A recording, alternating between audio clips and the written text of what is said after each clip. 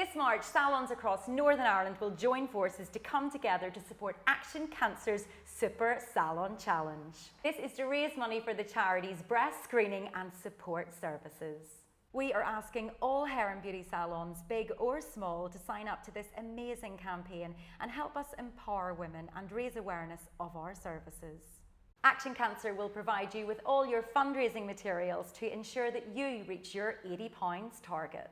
Sandra McCarry's world began to change when her breast cancer was detected in 2013 by a mammogram at Action Cancer House. Sandra underwent months of treatment, and as a result of chemotherapy, she began to lose her hair. Sandra, thank you so much for sharing your story with us. Can you tell us a little bit about how you first felt when you were told that you would lose your hair as a result of cancer treatment? I was devastated. I had my cancer detected through Action Cancer and then went to the breast clinic at the City Hospital to have my diagnosis confirmed. And on that day, I don't think I even heard you have breast cancer. I think I just heard you're going to lose your hair. That was the thing that kind of stuck in my head. And I remember going home and being completely preoccupied by the hair loss rather than the fact that I had been told that I had cancer. Because my hair was very long and it was my thing. I spent lots of money getting it coloured and looked after it really well, and so to think that I was going to lose it was devastating for me. I'd had long hair my whole life. So yeah, I was gutted really. And Sandra, when did you feel it was the right time for you to approach your hairdresser about this? Well, I'd been going to the same hairdresser for years, and I went to see him nearly straight away, a couple of days after my diagnosis, to tell him what had happened and the fact that I was going to lose my hair, because I decided very quickly that I was going to get it cut before it fell out. So I went along and made an appointment with him, and he was great. So he made an appointment at the end of a working day, so the salon wasn't too busy, there weren't any people about, and because I didn't know whether I was going to be emotional or not when I came to actually cutting my hair off. So so I kind of put my plans in place for about 4 weeks after my surgery and about 2 weeks before my chemo, and that's when I decided to get it cut. And it sounds like your hairdresser was very supportive.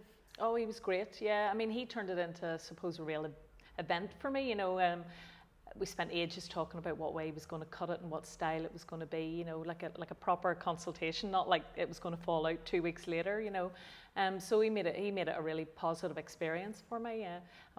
We had Prosecco in the salon, and my sister sent me flowers, and so it became a bit of an event. I'm not sure if you know this or anyone watching, but in Northern Ireland, every hour of every day someone is given a cancer diagnosis, and for anyone that might be watching who is going through something similar to yourself or has received a cancer diagnosis and might be going through that process of losing their hair because of cancer treatment, is there any advice that you could give them?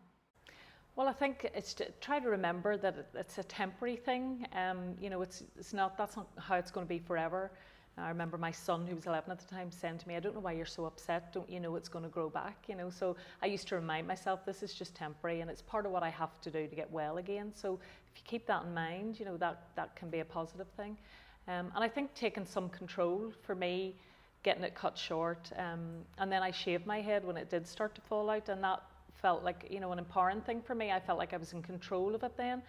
So to take that wee bit of control, I think, can be good as well. And to have, if you're going to decide to wear wigs or scarves or whatever, to have those ready for when the time comes, so that you kind of, you're ready to go once you do lose your hair. But do remember, it's not forever, and it does grow back. It's great advice, Sandra, and you've such a great attitude, and I'm sure that anyone that's watching that is having to go through this will really appreciate your words, so thank you very much. You're welcome.